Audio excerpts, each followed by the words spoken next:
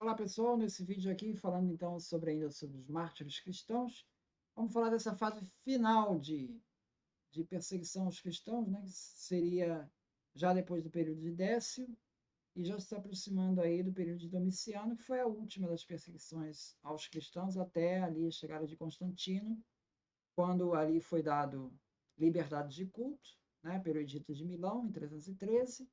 E depois, mais à frente, em 390, Teodósio transformou o cristianismo em religião oficial do Império Romano. Então, já em Constantino, Constantino se converteu ao cristianismo, ali já não há mais perseguição. Então, vamos pegar essa parte mais final aí. Então, Valeriano, que foi sucessor do Décio, ele renovou a perseguição em 257, visando de modo específico ao clero e aos outros cristãos de alta posição social.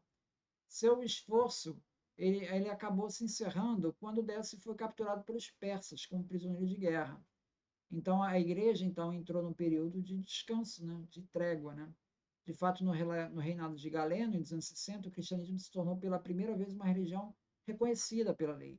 Ele auferiu o direito de possuir bens e de não mais sofrer intervenção do Estado. Os cristãos da época imaginavam que haviam alcançado a paz definitiva, porém isso não aconteceu.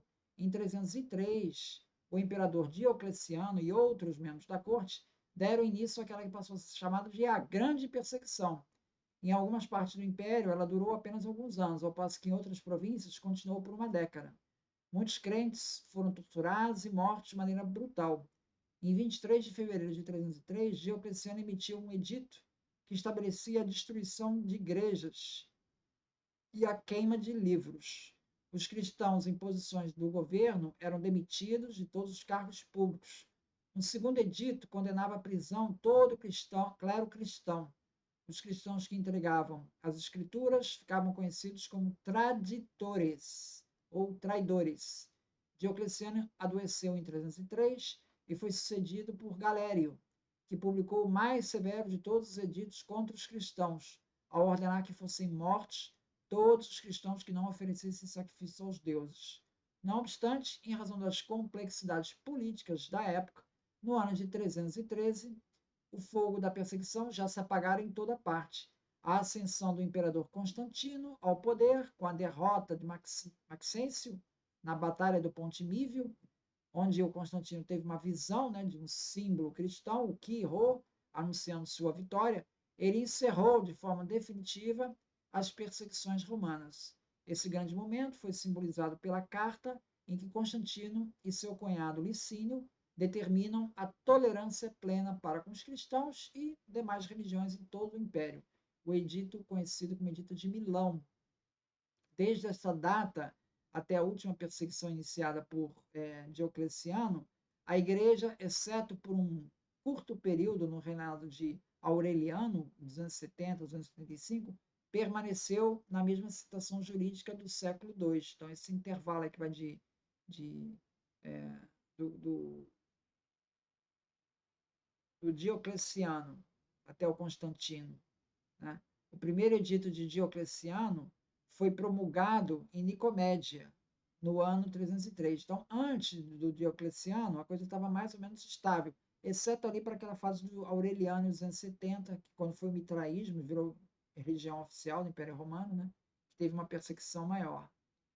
Esse edito de 303 do Diocleciano tinha o seguinte teor: as assembleias cristãs ficariam proibidas, as igrejas e livros sagrados foram ordenados a serem destruídos, e todos os cristãos foram ordenados a abjurar sua religião imediatamente.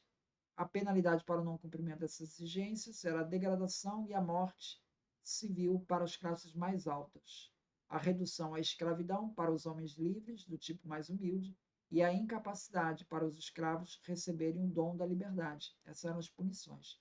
A última perseguição, a de Diocleciano, foi ainda mais severa do que qualquer uma das tentativas anteriores de extirpar o cristianismo.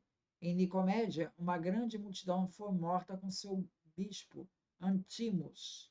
Destes, alguns pereceram pela espada, alguns pelo fogo, outros morreram afogados. No Egito, milhares de homens, segundo Eusébio, História Eclesiástica 7.4, milhares de homens, mulheres e crianças, desprezando a vida presente, suportaram várias mortes. E o mesmo aconteceu em muitos outros lugares em todo o Oriente. Esse foi o último ano, o último e mais determinado esforço do Estado romano para destruir o cristianismo. Deu à igreja inúmeros mártires e terminou com o triunfo do reinado de Constantino. Em 313, já falei, foi editado o Edito de Milão. Os governadores romanos tinham para si que estavam perseguindo os cristãos porque eles eram criminosos segundo a lei. Os magistrados procuravam seguir a legislação normal, contanto um pouco confusa, né, que punia os crimes de traição, lesa majestade, sedição, seriam encontros secretos, tendo em vista uma atividade contra o Estado, né, e perturbação da paz, que causava problemas com a população. Os cristãos não haviam. Então, o cristão, ele para ser apresentado, ele tinha que estar envolvido com alguma desse, ou uma tumulto, uma briga, uma baderna, ou uma atividade de sedição, ou seja, um acordo aí para derrubar o governo, ou um crime de traição, lesa majestade. Os cristãos não haviam sido apontados como alvo especial de perseguição. As leis se aplicavam de igual modo a todos. O cristianismo era uma superstição no verdadeiro sentido que essa palavra tinha em Roma. Não algo que se deveria zombar por ter origem na ignorância, mas um conjunto de crenças tão antissocial que só poderia produzir efeitos mortíferos nos céus.